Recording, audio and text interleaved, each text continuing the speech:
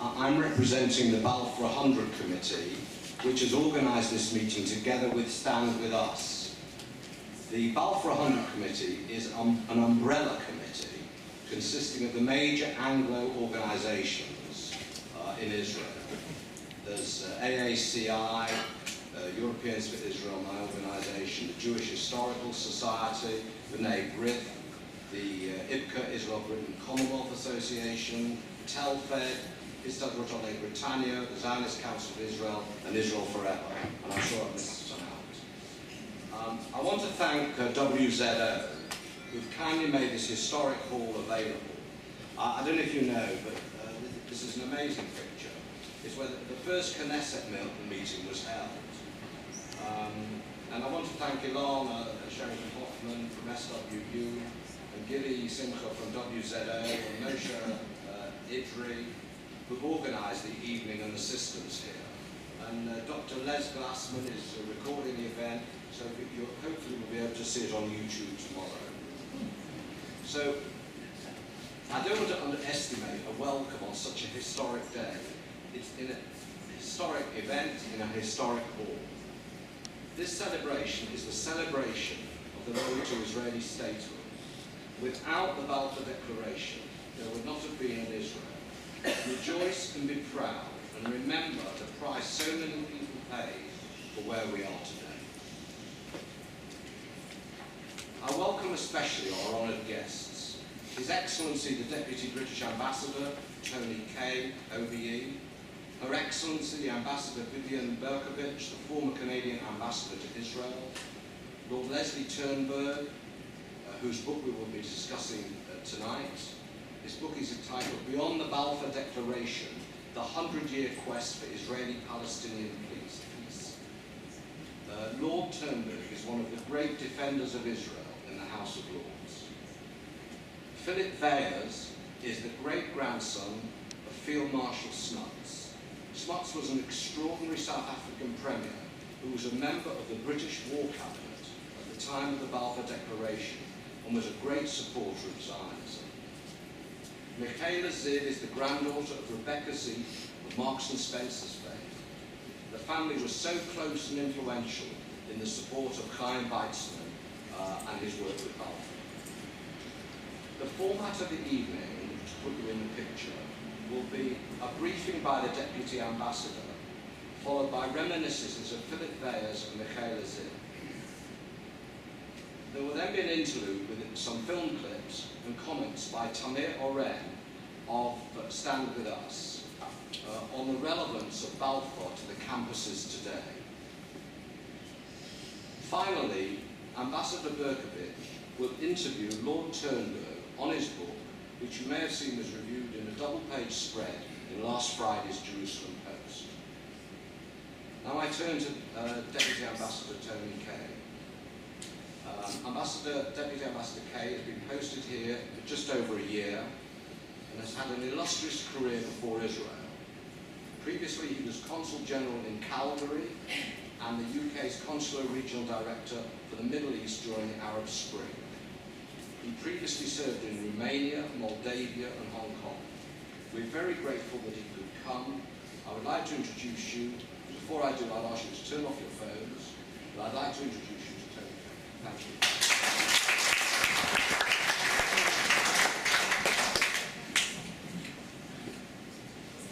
Gosh, that introduction meant to sound quite important, so I'm not sure that's right. Ladies, gents, Ambassador, it's a great honour to be here and to be representing the British government. I've been the Deputy Ambassador here in Israel for just over a year. The Ambassador, David Quarry, sends his very best regards. He's in London tonight at the other dinner that is being hosted at Lancaster House in the presence of Prime Minister Netanyahu, Prime Minister May, and hosted by Lord Rothschild. But we all know where the real action is tonight, and it's right here at this fantastic facility. So it is a great honour, and I'm delighted to speak at this gathering to mark 100 years since Lord Balfour, the British Foreign Secretary, penned the 67-word Balfour Declaration. And think about that. How many other times can you think that 67 words have had such an impact on the history of the world and the history of peoples?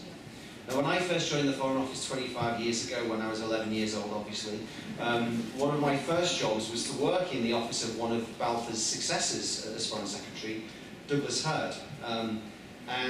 Balfour most likely signed a letter in the Foreign Secretary's office to where I used to bring Douglas Hurd his morning telegrams. And little did I know that 24 years later I'd be speaking on behalf of the British government to proudly mark the centenary of the Declaration here in Jerusalem. Now let me set out in crystal clear terms the British government's view of the Balfour Declaration. And I always find it's a really good idea as a diplomat, and you might want to sort of back me up on this one, is to quote one's boss when talking about a particular issue. So this is what Prime Minister Theresa May said in the Houses of Parliament this week about the Balfour Declaration. And I quote, "We are proud of the role that we played in the creation of the State of Israel, and we will certainly mark the anniversary with pride. I am pleased about the good trade and other relationships that we have with Israel, which we are building on and enhancing. However, we must also be conscious of the sensitivities that some people have about the Balfour Declaration. We recognise there is more work to be done. We remain committed to the two-state solution in relation to Israel and the Palestinians, which is an important aim. I think it's important for us all to recommit ourselves to ensuring that we can provide security, stability and justice for both Israelis and Palestinians through such a lasting peace." Now, it's been my privilege, as I mentioned, to be the deputy ambassador here, promoting myself for just over a year, and I've learned many things since being here. And one of the things that I've learned is to follow the advice of my peers. So when I first arrived here, I had a meeting with Mark Regev, who's the Israeli ambassador in London and doing a fantastic job. And he said, "Tony, the one thing you need to remember about being in Israel, never interrupt an Israeli when he's interrupting you." And that has stood me in very good stead in my first year in Israel. And as was mentioned before, I was very fortunate to spend 3 years in the region, from 2009 to 2012, where I travelled across the whole region, from Morocco to Oman, from Syria to Iraq to Yemen, here in Israel and so on.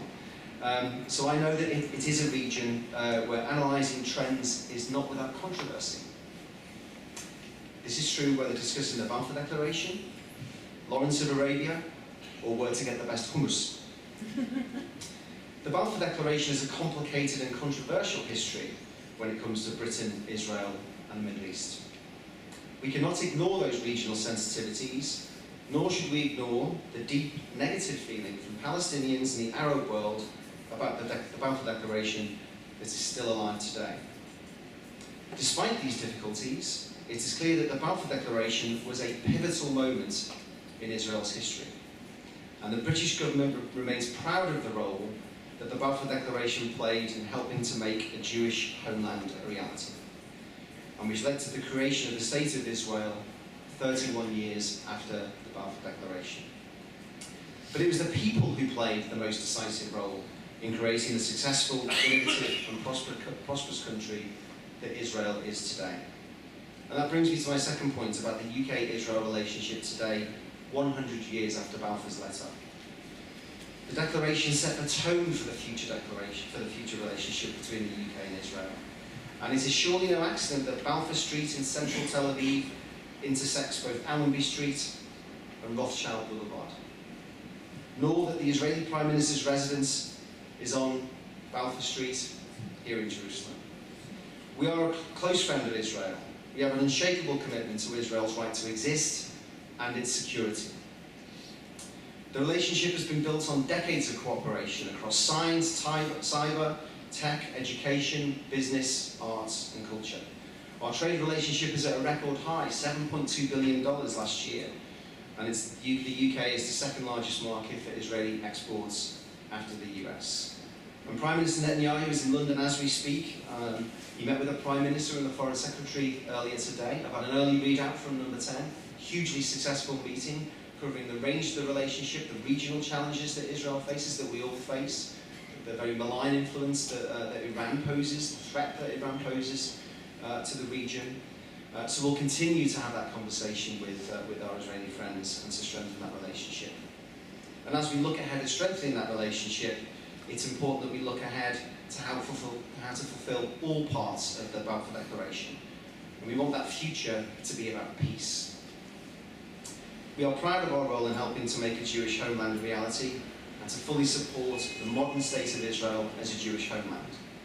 And the UK wants to see lasting peace that fulfills the full aspiration that Lord Balfour penned 100 years ago to the day. A just and lasting resolution that ends occupation of the Palestinian territories and delivers security and peace for both Israelis and Palestinians is long overdue. Some would argue 100 years overdue.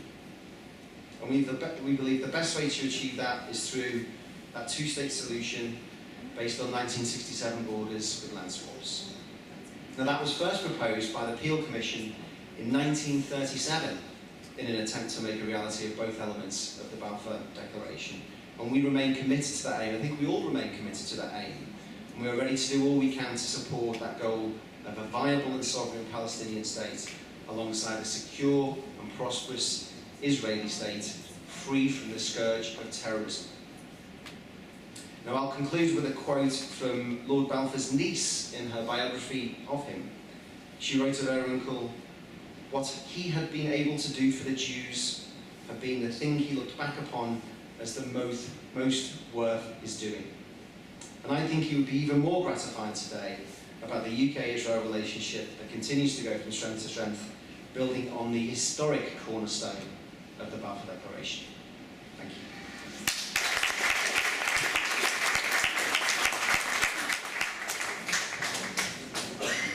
Thank you very much to Deputy Ambassador for making time to come here tonight. We really appreciate that you were here. Moving on with the schedule, we have some special guests that have come from far and wide. I'd like to first introduce you to Philip Weyers, who is, as Andrew said, the great-grandson of South African General Jan Smuts, who was a key Zionist supporter in the British War Cabinet at the time of the Balfour Declaration. Philip, please.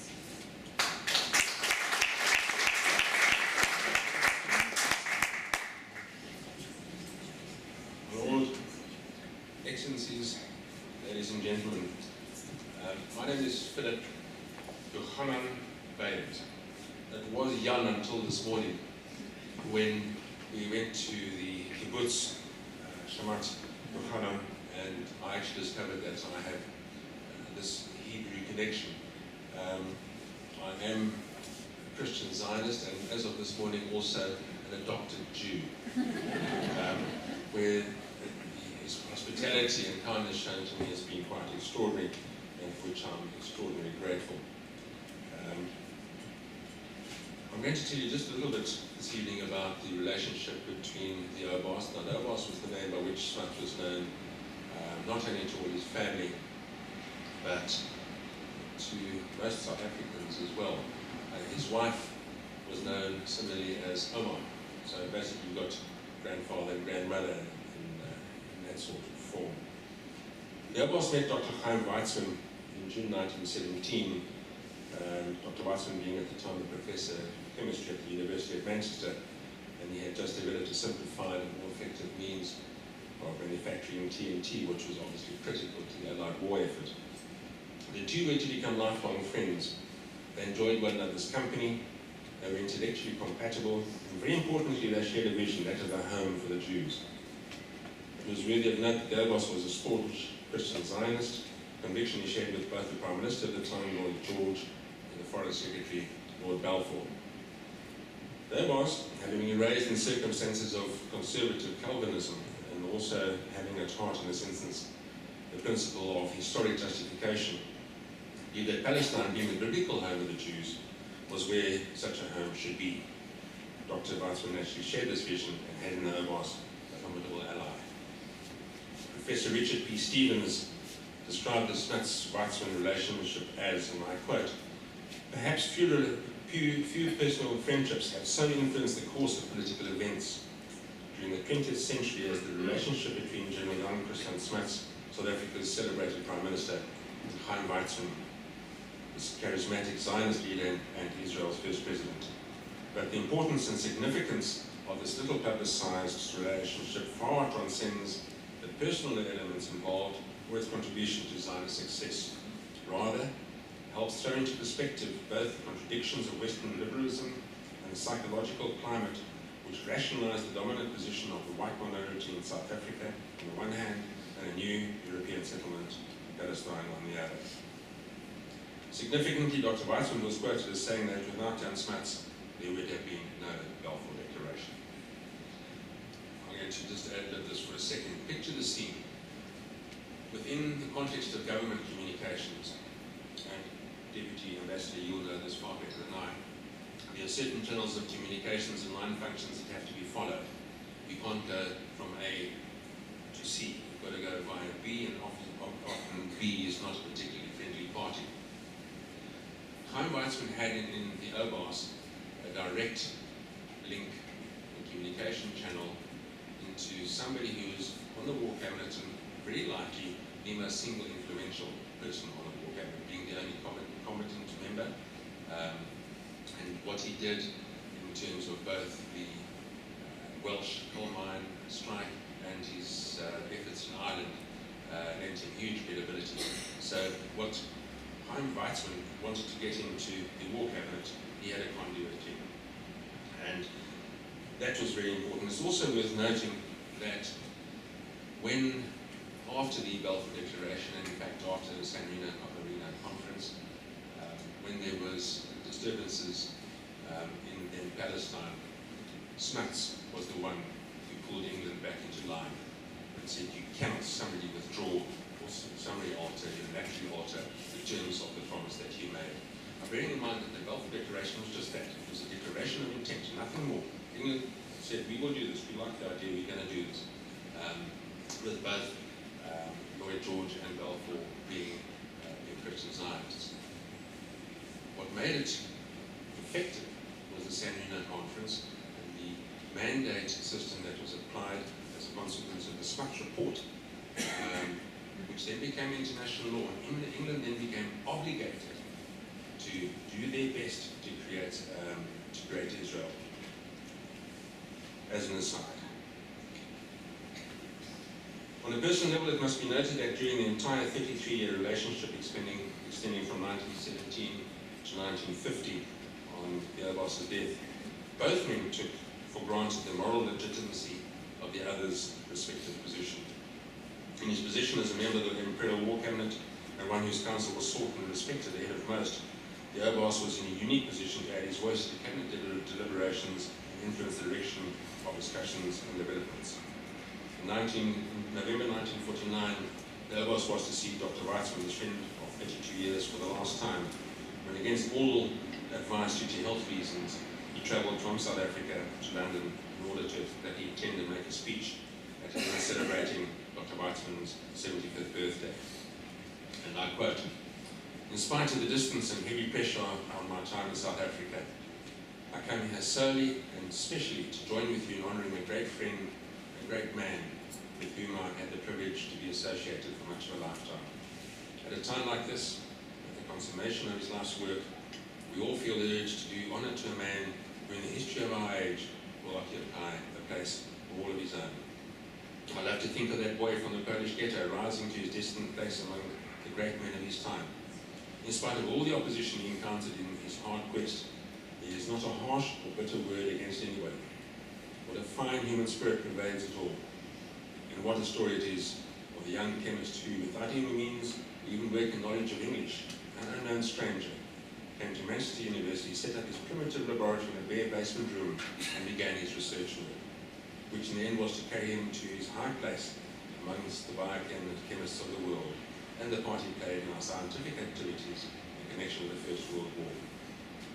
In the annals of science, I know of no more inspiring story than that of the early beginnings of Dr. Weitzman. And the rest of his life was in keeping with its strange beginnings. But he was more than a scientist. He owed a dearer allegiance. In his youth, Herzl had appeared with his Zionist message, the return of Israel to the ancient homeland.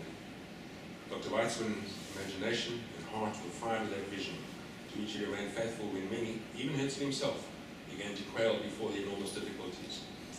He remained faithful right through to the final fulfillment. One can appreciate the doubts and misgivings which began to oppress others and made them waver. Palestine had become a desert under Turkish rule. There were other more tempting territories. the political and international difficulties appeared most insurmountable. Dr. Weizmann refused to renounce his vision and would not look at South America or Central Africa. It was all or nothing for him. The memory of the ghetto and the pogroms had been so burnt into his soul, and even his subsequent preoccupations as a scientist did not turn his mind away from the Nero vision. This unique little people, which bequeathed to mankind the noblest spiritual heritage in all of history, produced also some great leaders. Moses, the mysterious foundling who led them out of bondage in this promised land.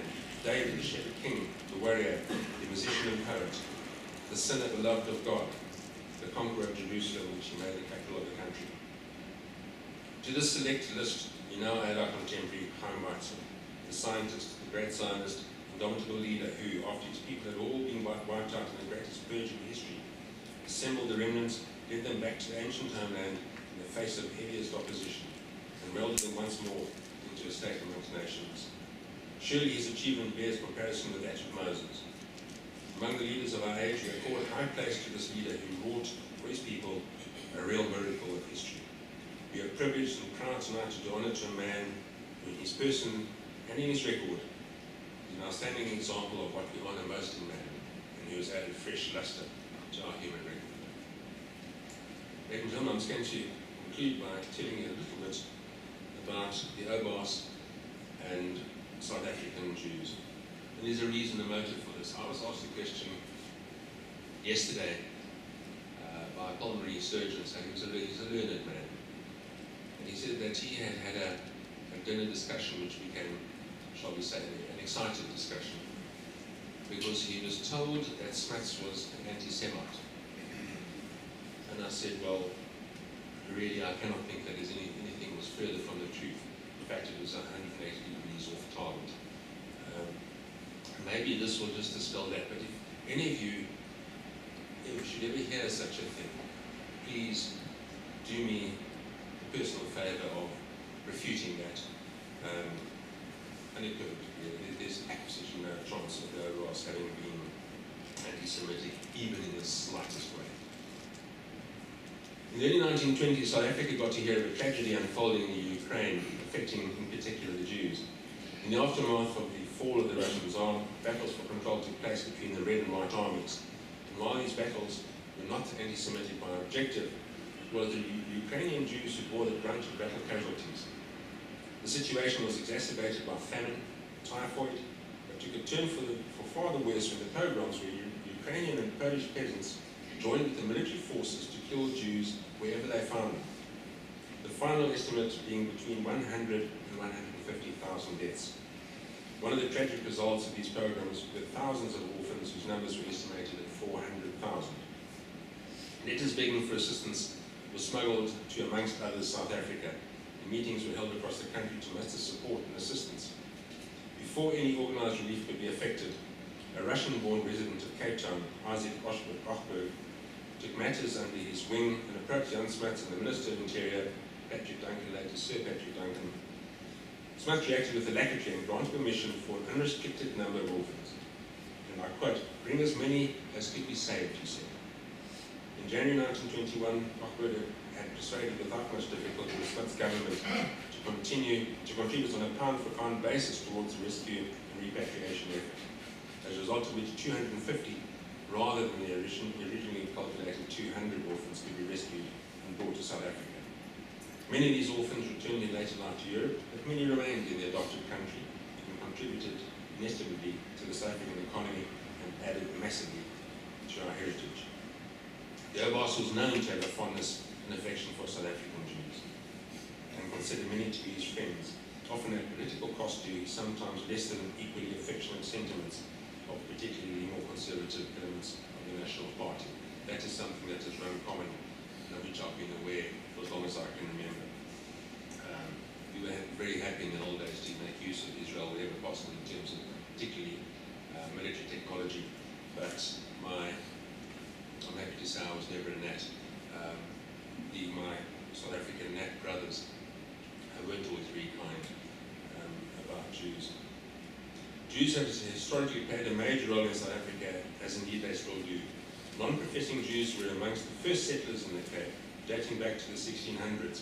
And in fact, I learned in the last 48 hours that the first Jews arrived in South Africa with Van Riebeeck in 1652. And it was they who created the trading stores, and that compliments of my friend and very competent historian, Major Peter Bailey. Non-professing Jews were amongst the first settlers of the Cape, dating back to the 1600s. It is said today Jews make up 0.05% of South Africa's total population and 2.3% of the white population. And yet, despite this minority situation, command an extremely disproportionate percentage of our economy. We are certainly so much richer as a country with them. I thought of making a list of the Jews owned and administered and run companies, and we'd be here all night. The most successful in South Africa, without a doubt. A significant friendship in Obast's life was one he enjoyed with Sarah Gertrude Millen, described as being South Africa's leading literary figure for more than 30 years. Born in Zagreb, Lithuania in 1936, she published 2 volumes entitled General Smuts and was a regular visitor to Smuts' home known as the Big House.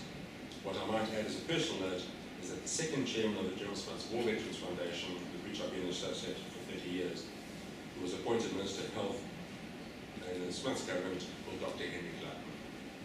Other notables who were visitors to the Smuts residence that might be of interest are Nathan Levy, he of newspaper fame, Sammy Marks, who was an industrialist in South Africa in the old days. He had the most automated home ever seen in Pretoria. He didn't even stand up to get his breakfast. He had little rails which brought his breakfast to him. And most notably, Dr. Chaim Weizmann. It is for me significant, and I say this with great appreciation, that when Smuts House Museum is in need of assistance, the South African Jewish community are always, without exception, the first to respond. And I might mention here as well that Peter Bailey was one of the first in the queue to help Smuts House whenever we needed it. In closing, I wish to read 2 quotations from a luncheon held at the Savoy Hotel in London in aid of German Jewish women and children. The first, I believe, might just apply to me. I gladly consented to come here today, said Obast, a bad Christian amongst good Jews. And he said as well, to me this is the most impressive movement, this opening up of Palestine once more to the Jews. It is one of the bright spots in the world, in the new world. I can see a vision of a new Palestine, see a stream of tens of thousands of Jews going back to their ancient homeland. And then there's just one last saying, though you might well be familiar with Alan Paton, who wrote a book called Cry the Beloved Country, a noted liberal in more recent years, but he wrote of the Obast, even the great thought he was great. Ladies and gentlemen, I'm very grateful to you. Thank you for listening.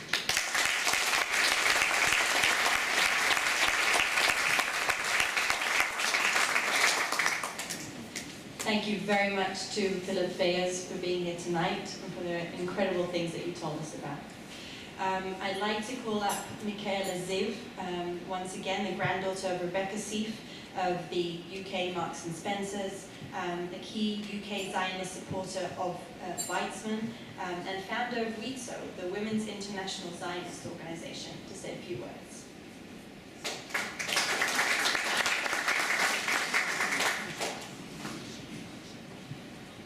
Ladies and gentlemen, it really is a pleasure and a privilege to be here and to be asked to share some thoughts about the family.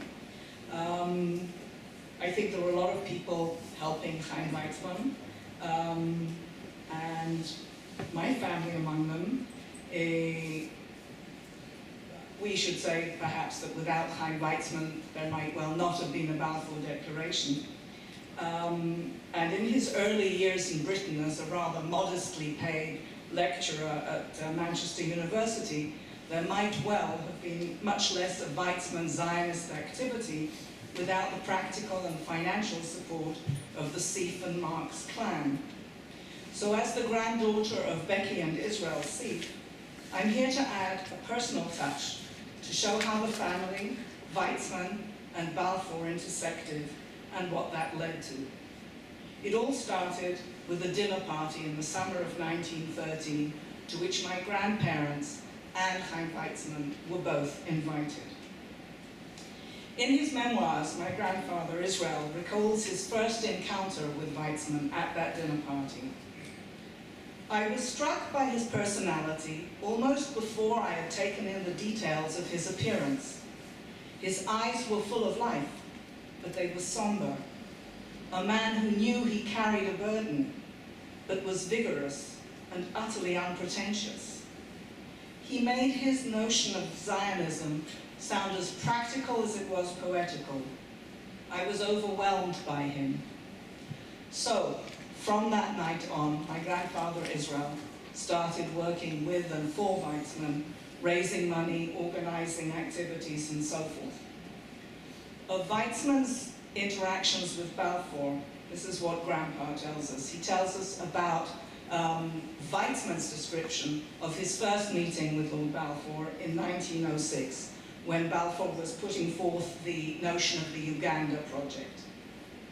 And Weizmann says, I interrupted saying, Mr. Balfour, supposing I were to offer you Paris instead of London, would you take it? He sat up and answered, but Dr. Weizmann, we have London. That's true, I said, but we had Jerusalem when London was a marsh.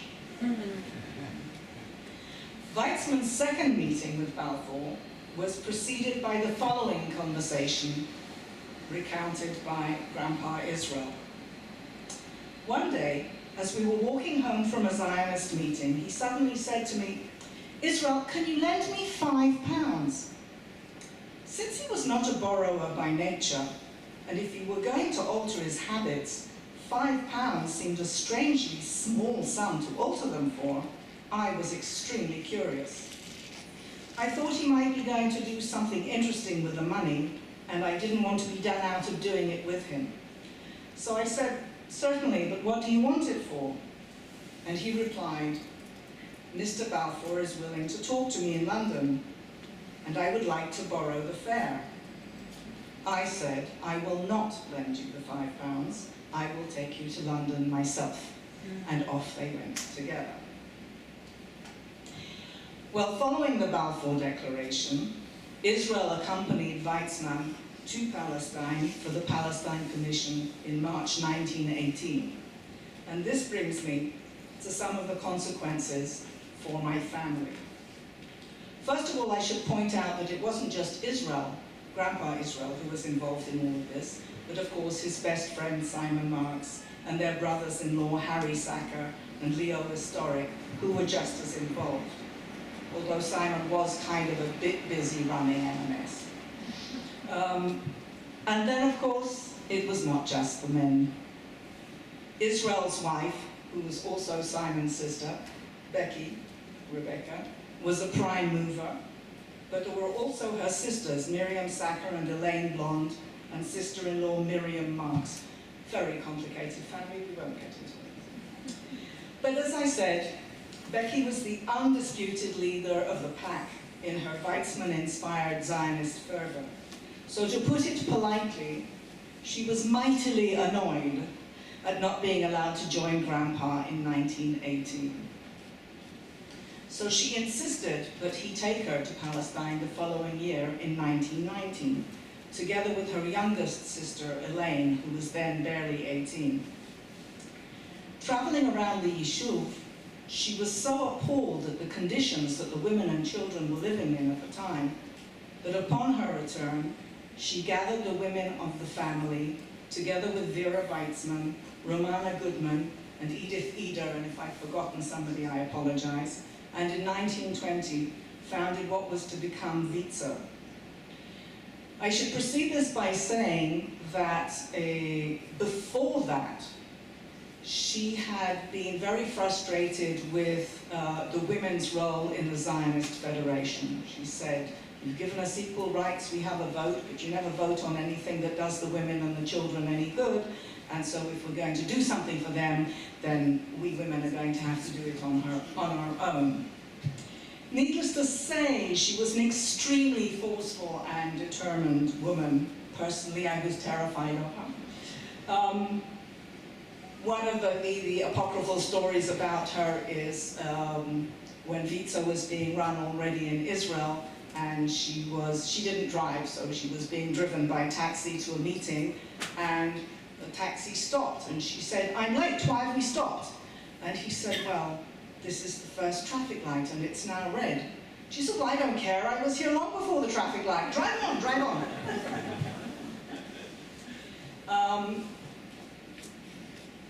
Whenever I talk about Granny, I always bring her watch with me. I always wear it, just so you know. Granny's watch, for me, it was the dinner table where she'd be going like this, and the watch would be falling like this, and she'd be watching to see if my brother and I were behaving. So, yes. I don't think there's any need to elaborate here on the wonderful social contribution Vitso has made, both in Israel and in Jewish communities all over the world.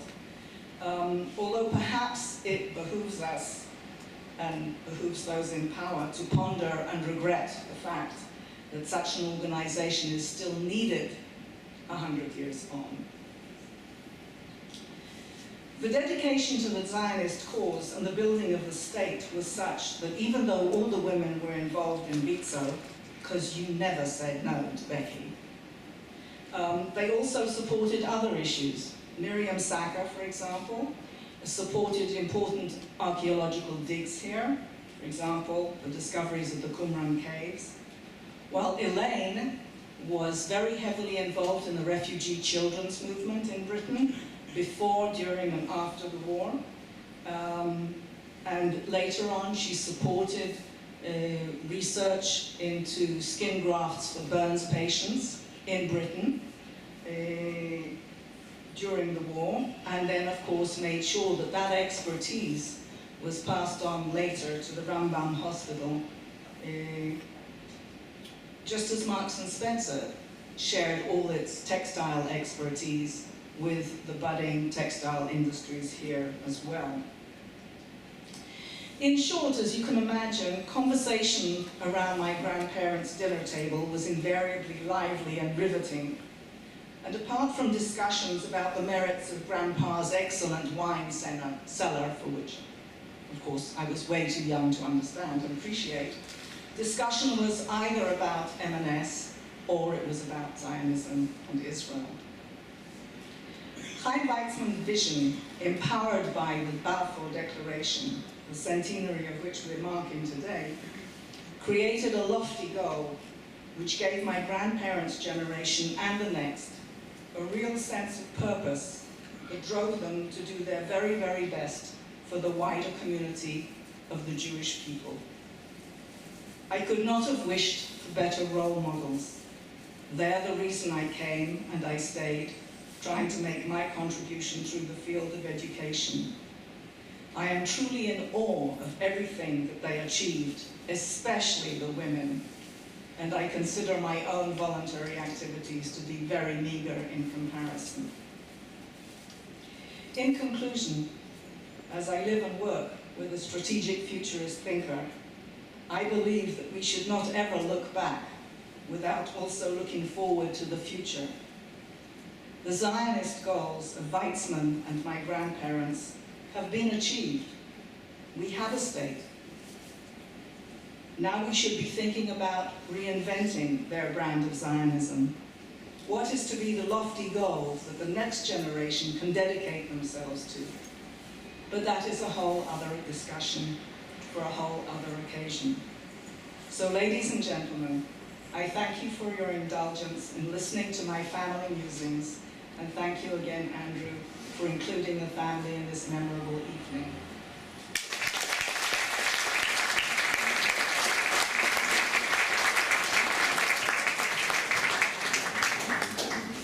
Thank you so much, Michaela, for those incredible stories and memories. We are at a very historic night. I know that it's happening at the moment, but if you think about it, the Balfour Declaration, when it happened, with 100 years later, it's now historic. I think this night is historic as well, because it shows how whatever happened 100 years ago is still valid, and it's crucial and it's important. And there's also a way to pass that on further. Program, to respect your time, I'd like to introduce you to a colleague and a very dear friend. His name is Tamir Oren, and he is the director of Stand With Us UK, to talk a little bit more about the implications of the Balfour Declaration today with UK students.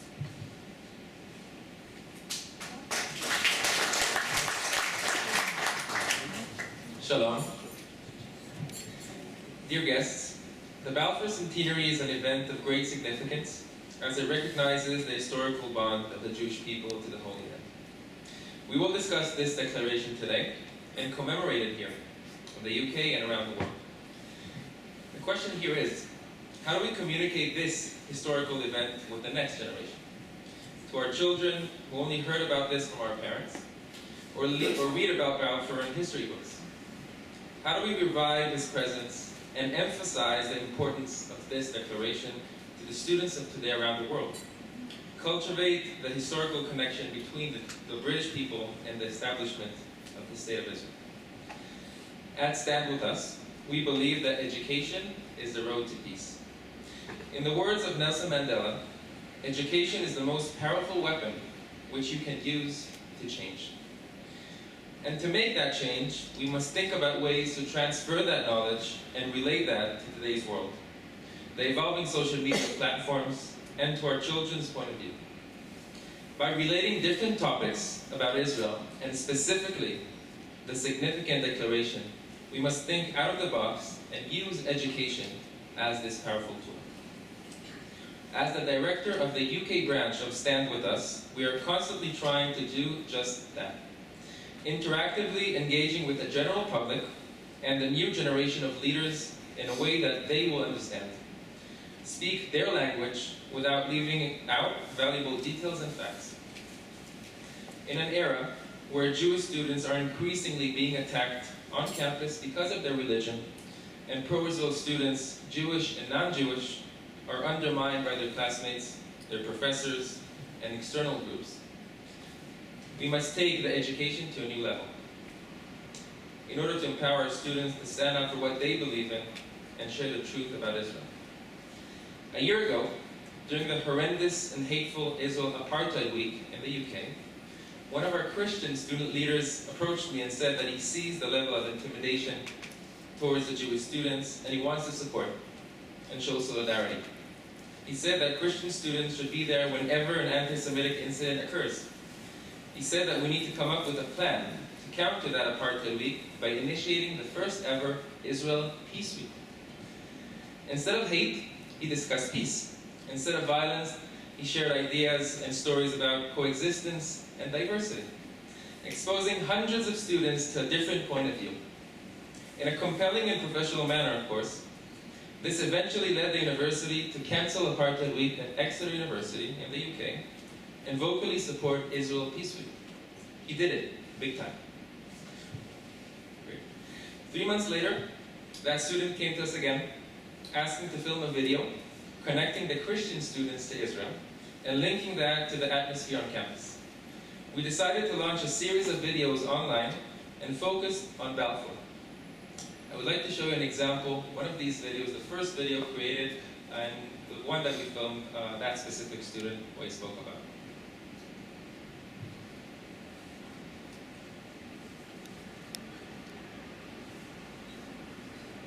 As a Christian, stood courageously in front of the Zionist Federation proclaiming, "I am a Zionist." I too am a Christian Zionist, and with good reason. The Bible mentions the word Israel alone approximately 2,500 times. Almost every page of the Old Testament is speaking, in one way or another, about the nation of Israel. Indeed, the land of Israel is of undeniable centrality to the context of the Gospels and the teachings found in the New Testament. Without recognizing Israel as the ancient homeland of Jewish people, Christianity would look very different. Yet the truth of the Jewish connection to the land of Israel is subject to attack almost every day on British campuses. In a matter of months of joining university, I had experienced the intense hatred which many Zionist Jewish students were subjected to for simply defending their natural and historical rights as Jews. I listened as a staff member of the university claimed that Israel had fabricated all the archaeological evidence of Jewish heritage in the land, claiming it all as a state-propagated lie. Indeed, in many instances, I myself have received anti-Semitic insults because I chose to defend Israel's history, the truth. I couldn't remain silent, and so I, along with other non-Jewish students, founded the Exeter University Friends of Israel Society. Yet against such false claims and a record number of anti-Semitic incidents recorded on campuses across the UK last year, Christian societies have, by and large, remained silent. By making a compassionate stand in solidarity with Jewish and Israel societies across the country, Christians can help lead the change on university campuses to demystify the discussion about Israel and stand upon historical truths that our faith could not exist without. We must not neglect the opportunity student leaders have to direct real positive change on campus.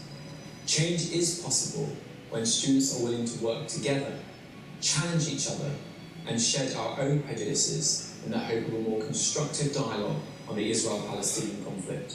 I long to see how great the impact might be if only more Christian students would take heed of the biblical and historical call directed to them to stand with the Jewish people as a mark of their commitment to their Christian faith of Judaic origin. I'm committed to making a change. Are you?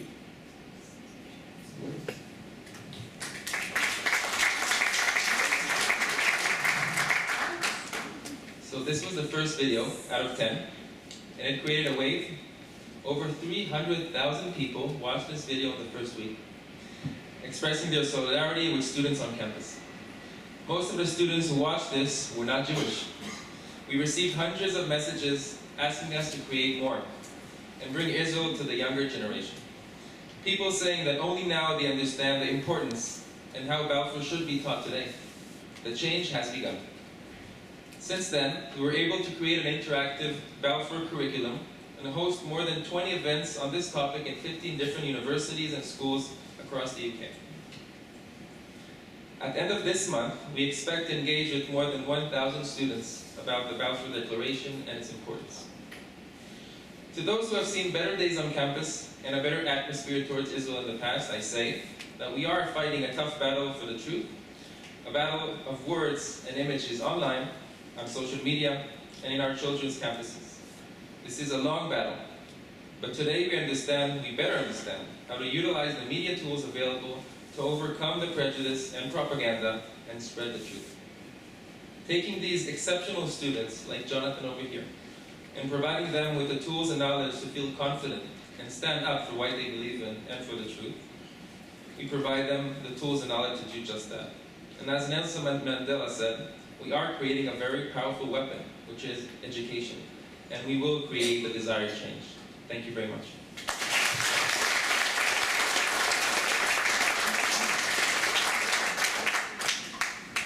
Thank you so much to Tamir Oren. For the finale of tonight, I would like to introduce the main event and something that we've all been looking forward to. I'd like to bring up here former Canadian ambassador to Israel, Ms. Vivian Berkovich, who will introduce our special guest for tonight, Lord Turnberg. Thank you.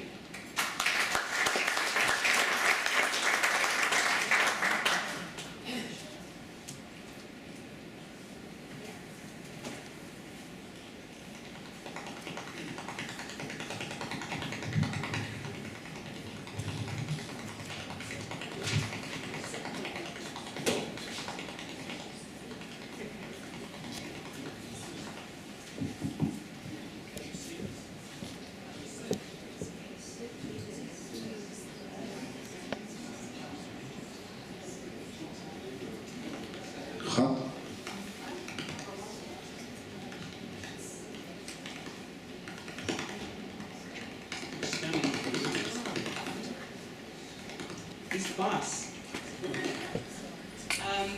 Thank you very much for the introduction.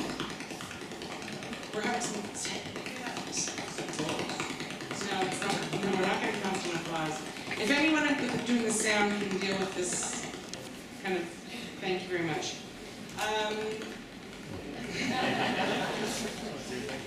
We'll just have to soldier on. We were going to sit down, actually, and have we're going to have an informal chat.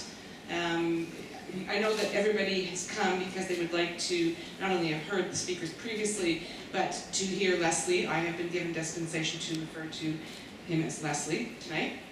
That's without any honorifics. And we're just going to launch into the discussion, and we will exchange views and hear from Leslie for quite a long, not a lot, but for a nice chunk of time, and then we will open up the floor for questions. I just wanted to make a very preliminary comment because it's impossible not to speak after these fabulous people who went before us. I mean, it's 100 years, we all know that, and we all know what we're doing here. But as one of our speakers was commenting on, in particular, the pogroms in the Ukraine, and I was a bit shocked by some of the numbers you shared with us. I, of course, like many in the room, grew up on stories like that. My maternal family came from the Ukraine to Toronto, which is where I grew up. And they were fierce socialists and Zionists. And I can't help but be here tonight. I often thought after I was appointed ambassador, what they would have thought. The maternal side came over after the revolution, paternal side after the Holocaust, to have had a granddaughter as ambassador. And I'm sitting here tonight, we're all here, it's amazing. What would all have our forebears have thought if they could look into the future and see us now? It's extraordinary. We're so privileged to be here. And we're very privileged to have Leslie with us tonight to share with us thoughts and insights derived from having written this really quite extraordinary book. If you haven't read it, I highly recommend it. Here it is. Beyond the Balfour Declaration. He has quite brilliantly distilled more than 100 years of history into a highly engaging book that doesn't matter how much you think you know, you're going to learn more. And he brings to it, in my view, a very brilliant analytical skill. So sometimes he's even sort of manipulating you through the historical data with a political perspective, but you sort of don't even realize it. So kudos to you. I wanted to start, I was going to read the paragraph, the paragraph from the letter, but I'm feeling that might be a waste of a few minutes, and we'd much rather hear from Leslie. So if anybody wants to read the paragraph after, please come to me. What I would like to start with, because I think it's always interesting, we know something about Leslie. What I'd like you to share with us, if you wouldn't mind,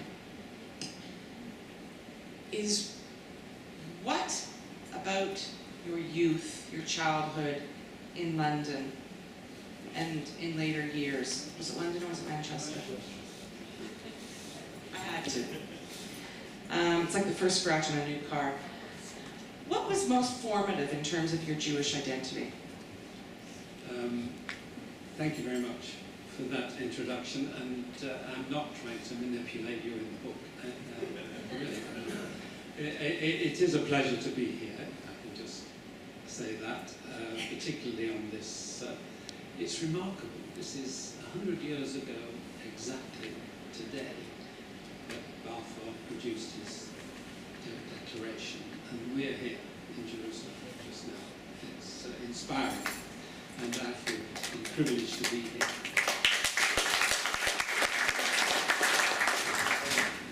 You want to talk about me, I'll be very brief. I think you really want to ask, how come does a nice Jewish doctor like me come to write a book about Balfour?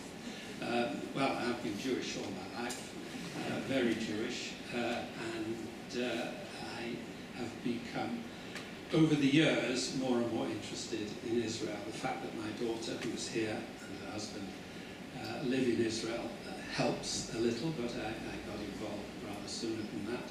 I was a physician, I was a professor of medicine, I was president of the College of Physicians, but I went into the House of Lords eventually because Tony Blair asked me to talk about the health service, and I do that, but more and more now I talk about Israel and the Middle East, and that's my big thing. So the health service has had to take a back seat in recent years.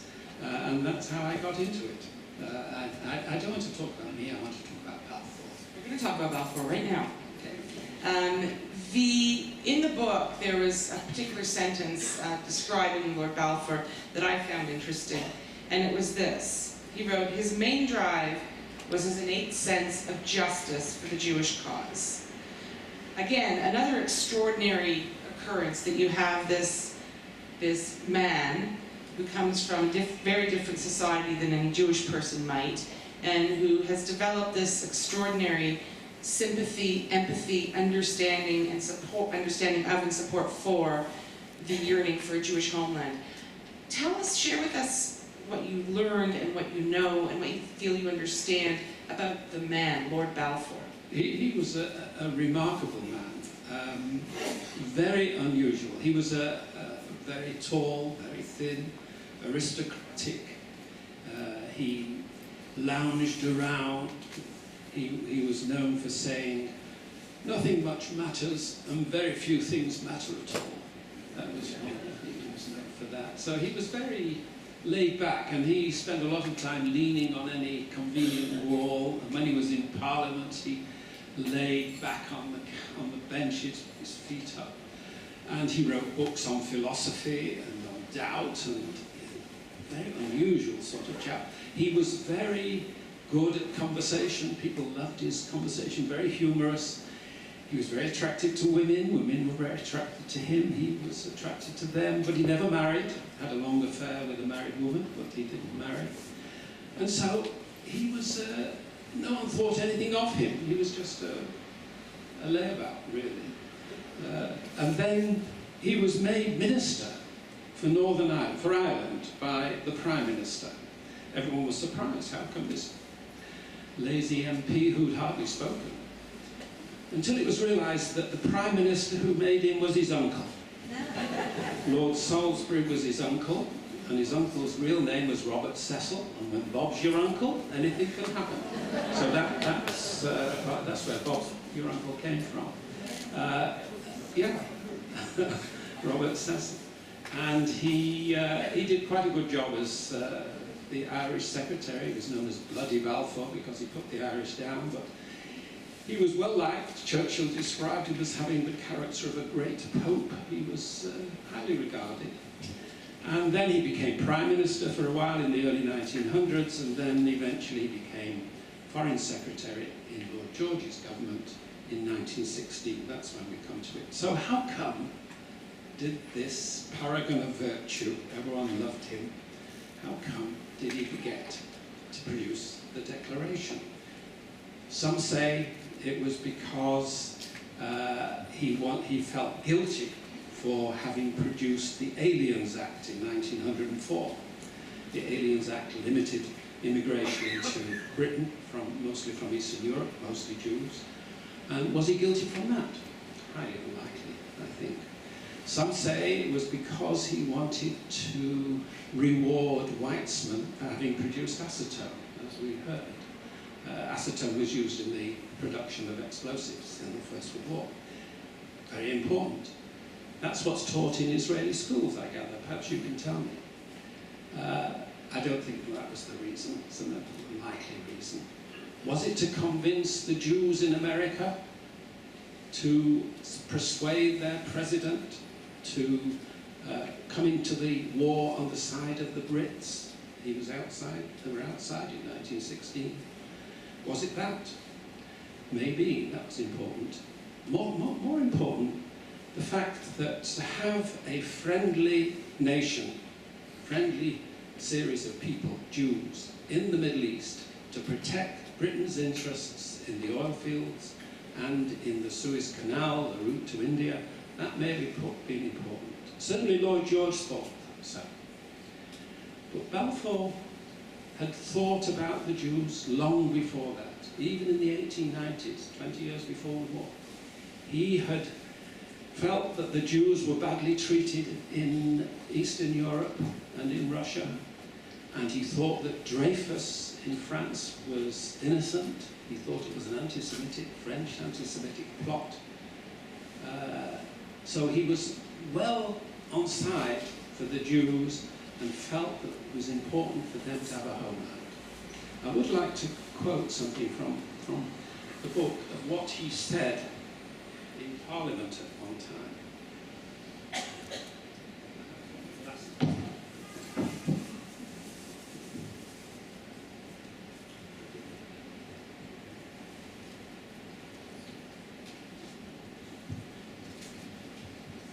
He said about the Jews, "Here you have a small race, originally inhabiting a small country, I think about the size of Wales or Belgium, at no time in its history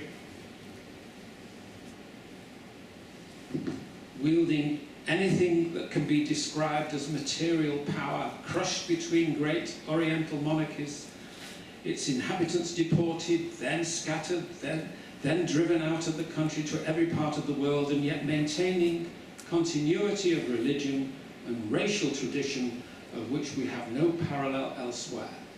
We cannot forget how they have been treated during long centuries. Our whole religious organization of Europe has proved itself guilty of great crimes against this race." So there was this great man who had long thought that the Jews should have their own home in Palestine. And so that's how he supported it, and I think that was one of the main drivers. I think the ones who didn't want it were mostly the Jews. Yeah, I wanted to talk a bit about that, but before we do, that seems to be a continuing affliction of the Jewish people. Or condition, maybe is a better word. Lord Rothschild, I mean, he's, from the way you described him, sorry, Lord Balfour, an outside-the-box aristocrat. And then he steps up and takes this very public position. Socially, was he ostracized? Were there consequences?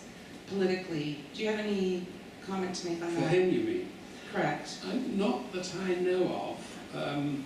There were certainly opponents of his declaration within the cabinet. They were mostly Jewish. Edmund Montagu was the main spokesman for the opposition, but there were many Jews who felt that the idea of having to go off to this deserted Palestine to gather olives and herd sheep wasn't very attractive to these establishment figures. And so they spoke against it.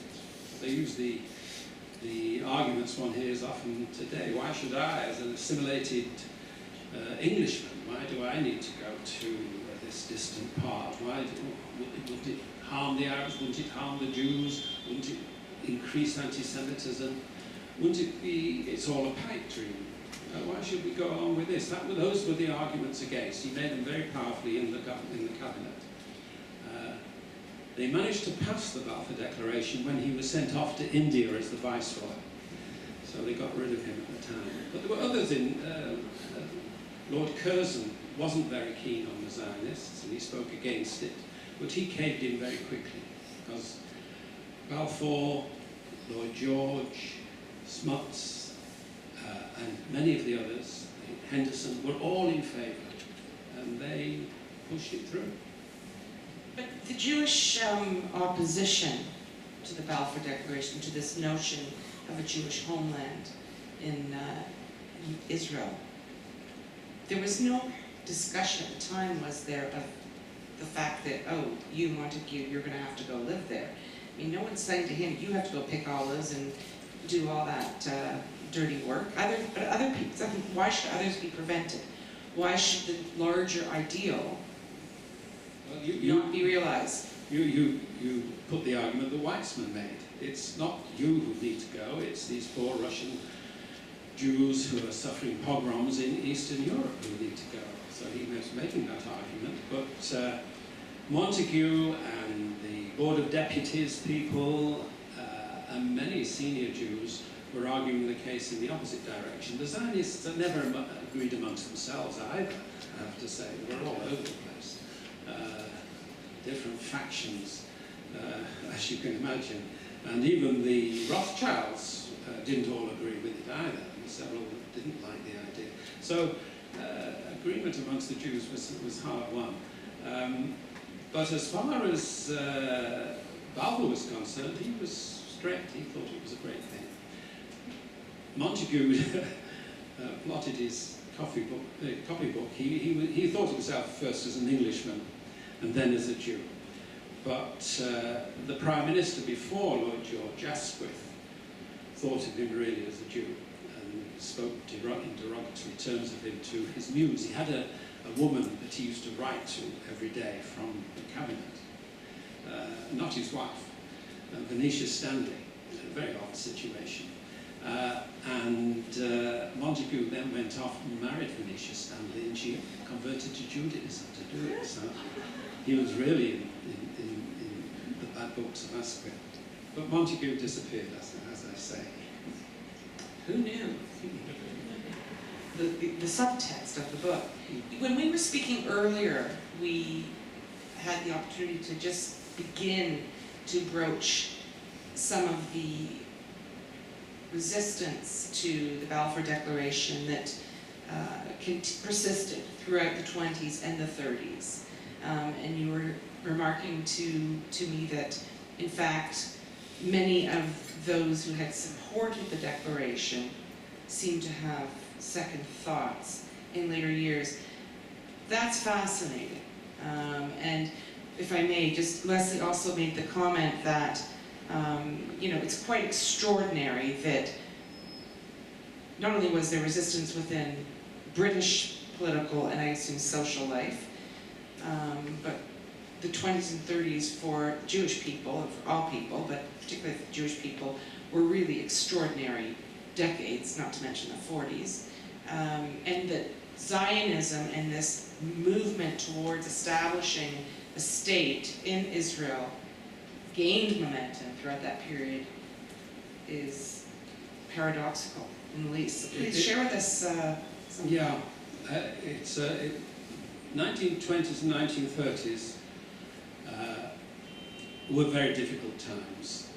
1922, the League of Nations voted 51 nations to none in favour of the mandate for Britain and for France. Britain was to have the mandate for Palestine, and Palestine, it was mandated legally to have a homeland for the Jews. So that was the basis. But by 1922, already the Arabs in Palestine were revolting against the Jews. And they were having a hard time. There were riots in 1921, 1922, 1923, 1929. Lots of Jews were killed, lots of Arabs were killed as well. The mandate police force had a difficult time separating the parties. So there were very difficult times on the ground. And the Jews always were in a minority in that period. A big minority, 10 to 1 at the beginning. So they had a tough time locally here, and it is a miracle that they managed to maintain themselves on the ground. I think it was Ben Gurion that said, to be a realist in Israel, you have to believe in miracles. I think it was Ben Gurion. And so it was miraculous. But it wasn't just in Palestine that there were problems. In Britain, the House of Lords had a debate in 1922 before the League of Nations, in which the motion was, let's rescind the Balfour Declaration, let's get rid of it. And they voted in favour of it in the House of Lords, my House of Lords. Fortunately, the Commons turned it down, and Churchill spoke in favour of the Homeland, so it didn't get very far. But they set up a committee to examine the whole thing again, to see whether they can get out of this declaration. It was chaired by Lord Curzon. Lord Curzon had been very doubtful about Zionism in the cabinet at the beginning. He chaired it, said it would be a disgrace. It would be a lack of honour, dishonourable, if we now went back on our word and on the League of Nations legal position. He said it's ridiculous, we cannot do it. So Lord Curzon changed round, and that was very fortunate because things were going very badly wrong. This whole period we could have lost it. We could have easily lost it, but we didn't. We survived by some miracle. And the personalities involved, Ben-Gurion, Weitzman. Weitzman lost some of his luster during that time because he was always the diplomat, always very pro-British, always wanting to negotiate. Ben-Gurion and Begin thought that the Brits needed to be kicked out, and it needed a more muscular, aggressive approach if we were going to survive. And so it needed both of these people. The Balfour Declaration, as I believe we're all aware, among the extraordinary features of this particular declaration or letter is that it is just that. It's a letter. It's not binding law. Yet it has had, and did have, of course, and continues to have, extraordinary influence and impact on the establishment and continuity of the state. And you wrote in your book, I didn't write down the page number, but you did make the point that the Balfour Declaration legitimized the notion of the existence of a Jewish state, legitimized it.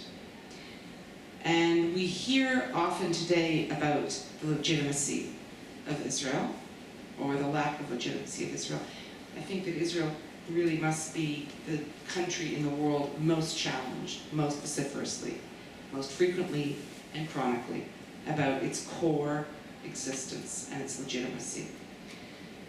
And in this period, this almost 100 years ago, in the late teens and the 20s, I certainly see it as being a period that really marks, in many ways, the height of imperial confidence and power. And we know what the Western powers did in many parts of the globe, but in particular here. The Conference of 1919, they pulled out their pencils and drew lines.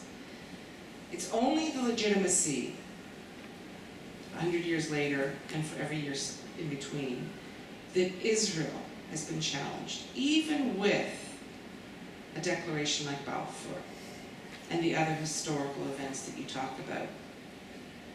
On what basis do you think that really became entrenched? Why did that become such an entrenched phenomenon? Why does it persist?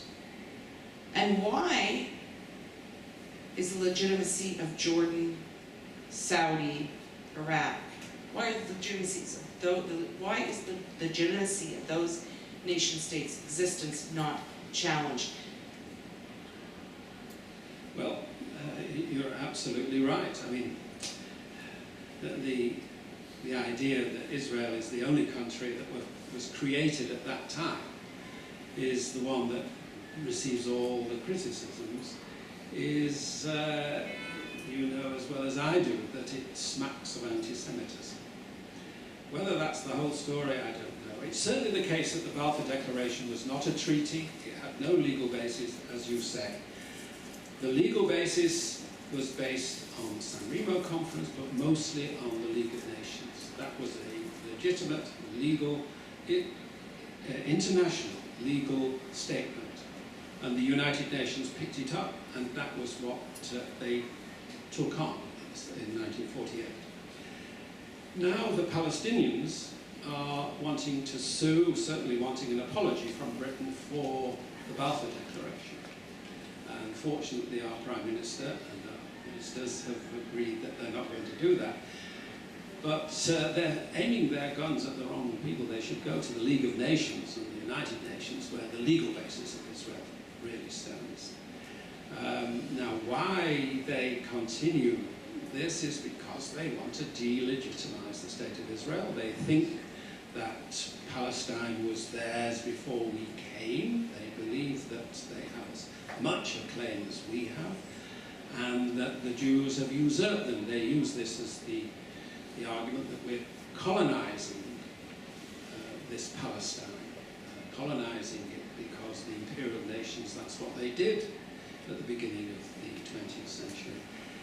I should say that imperialism was on the wane at that time. We were losing empire. You still did 1919. You were losing it, but you were fighting hard. We were fighting hard. The Americans didn't like the idea of empire and put a stop to much of what we were trying to do. But it was only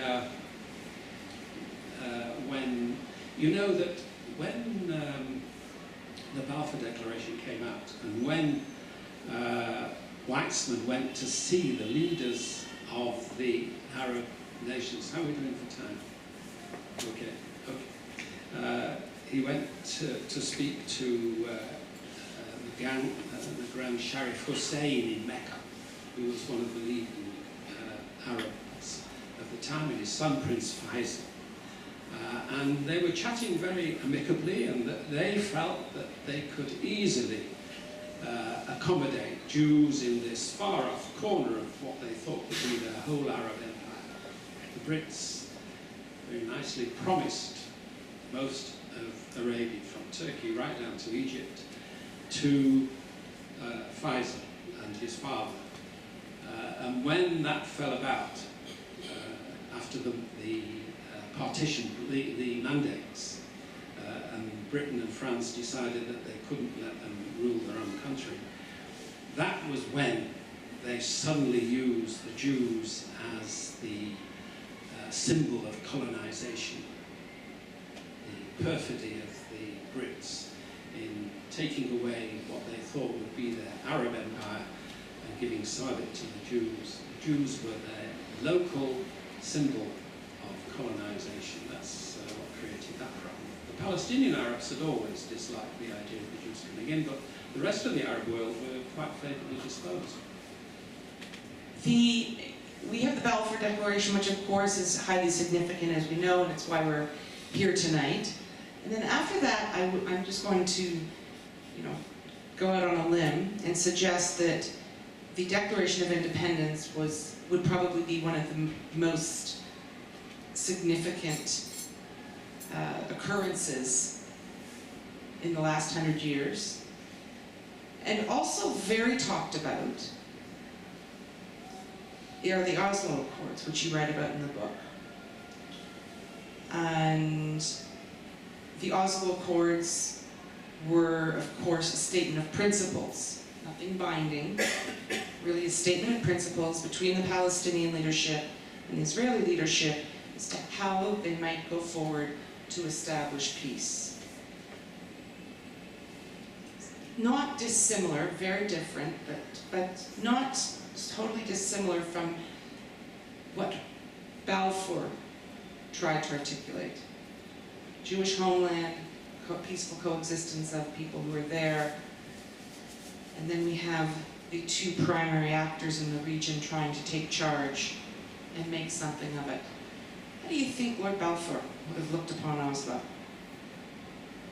Well, it was certainly a step in the right direction. Oslo was when the, first of all, secret meetings between representatives of Arafat's Palestinians and of the Jews met quietly, secretly, and hammered out an agreement about how they would finish up with a two-state solution. But it was just, as you say, an initial step.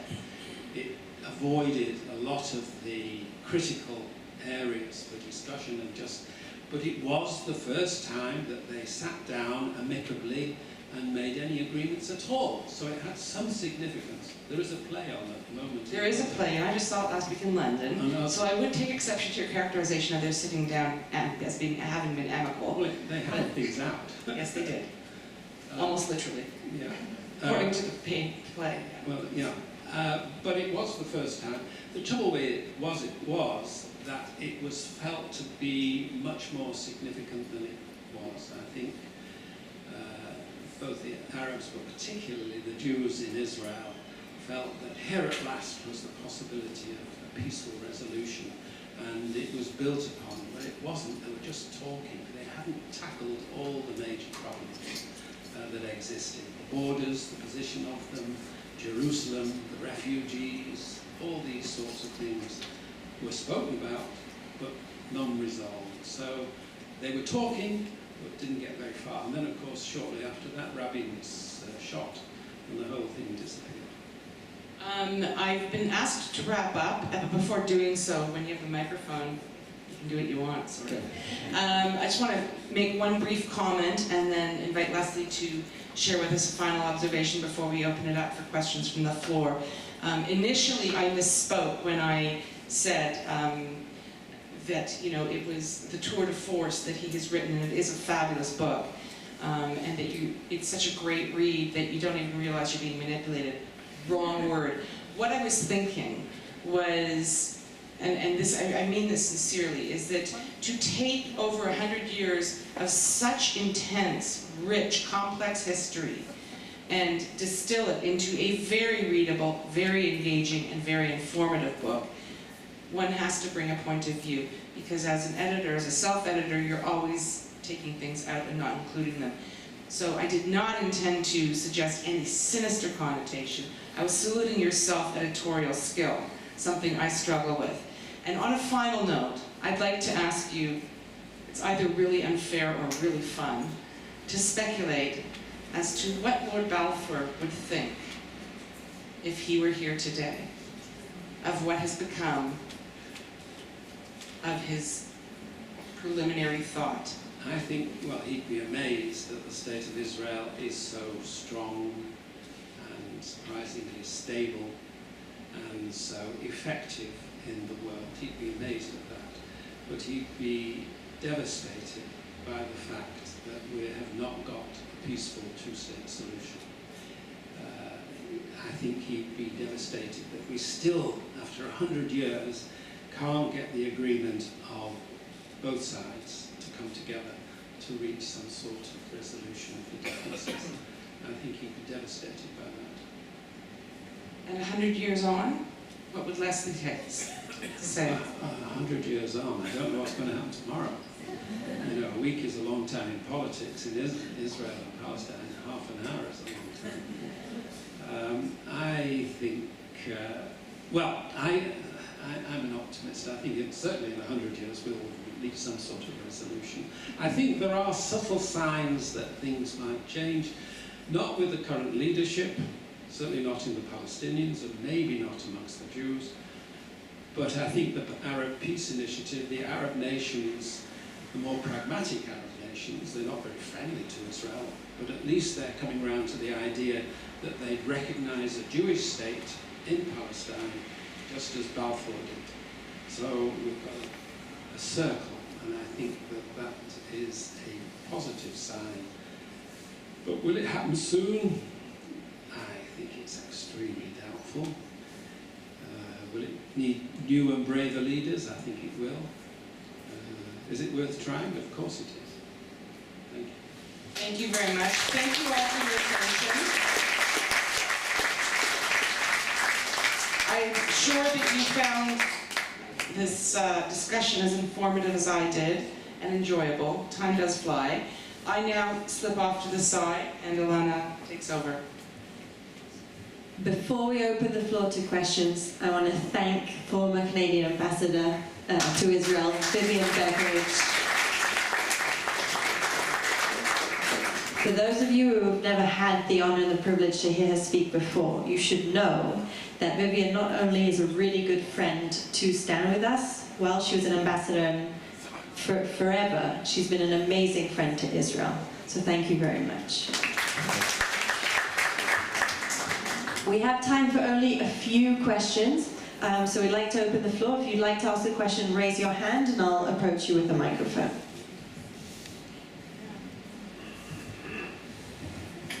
Lord Turnberg, thank you very much for your wonderful words and the interesting thoughts that you have on the subject of Balfour. What I want to ask you is, why is nobody paying attention to the third part of the Declaration? The part that talks about the security of Jews in every other country of the world. We never hear this mentioned, not by the Jewish community and not by the non-Jewish community. Why is that? Well, I think you probably, it's a good question, of course. The third part of the Declaration says that the Jews should have equal rights and political rights in any country in the world where they exist as citizens. And I think that's absolutely right. I think the main reason is because there's much more interest in the Palestinians than there is in the fate of the Jews. And I think that's a big problem. I think it's up to us to keep putting that forward. It's a good point. People do talk about it in closed circles, but the press don't pick it up.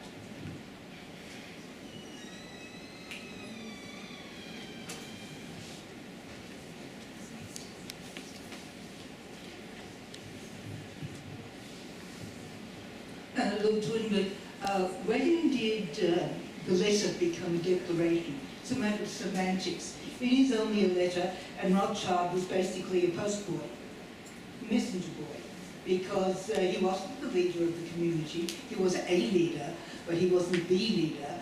And why did he receive a letter instead of it going to where it should have gone? Who do you think it should have gone to? Well, it should have gone to whoever was the head of the Board of Deputies at the time, or it should have gone to whoever was head of the Zionist movement at the time, but it should not have gone to Rothschild. Well, and why is a letter suddenly called a declaration? It's only an approval of something, it was very kind of nebulous. Well, it's certainly got some significance, and it was an official statement by a government. It was an official government statement, even though it had no legal basis. And so it's been termed a declaration because he declared what he thought, what the government thought at the day.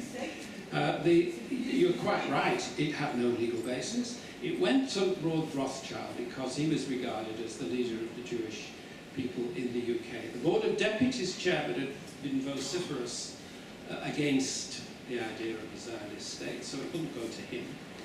It could have gone to Weitzman, who was the leading Zionist, certainly in England, except Weitzman had drafted it, or at least he drafted one of the versions of it before it got modified in-house by the officials of the government.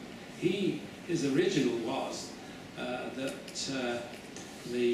he suggested the British government supports the reconstitution of the Jewish nation in Palestine, and it turned out to be support the initiation or development of what? Yeah, it was more than that. It was we support the establishment of a home in Palestine, but Weitzman had a lot to do with its production. And oddly enough, Sykes of the Sykes-Picot Agreement had also been involved in formulating this declaration, or letter. You're quite right, it is a letter. Lord Turnbuck, I'm sure that Lord Rothschild was very polite and well-mannered. I'm curious, did he ever reply to the letter? I have no idea. I don't know whether he wrote a letter in response. I know that when Sykes came out of the cabinet meeting in which the letter had been written and came up to Weitzman and exclaimed, "It's a boy!" Yeah. I'm afraid we have time for only one question.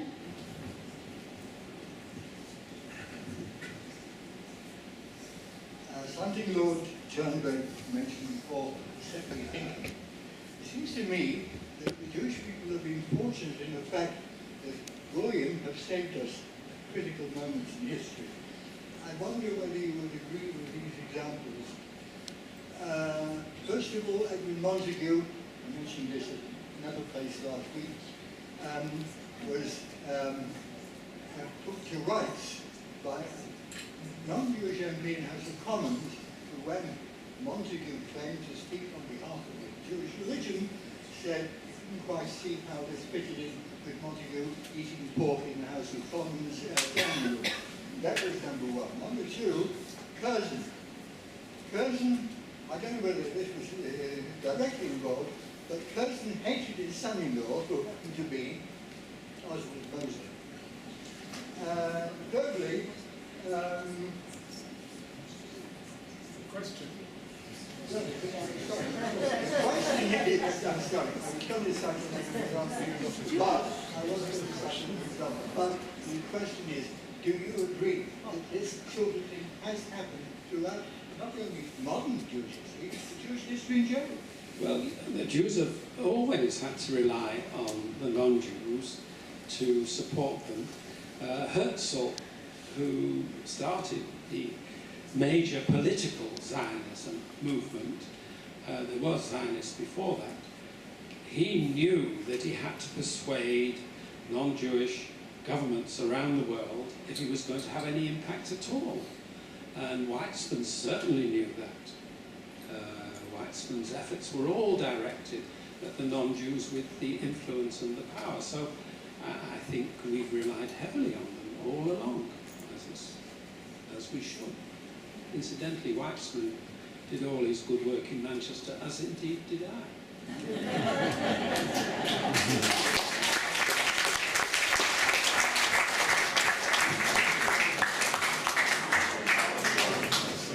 I'm afraid that's all we have time for tonight. I want to say a big thank you to Lord Leslie Turnberg for his incredible remarks. If you haven't read his book, please do. It's so deeply researched. We got a little bit of an insight to that earlier from Lord Turnberg. Thank you again to everybody for coming. This is an amazing night. Thank you for being here. I'm so glad that you got to hear from these incredible speakers who really are just remarkable. I'm so happy we got that piece of history. There are also some flyers and brochures at the back if you'd like to take some. But just, I hope you carry this special evening with you in your hearts. And we'll see you at the next event. Thank you very much.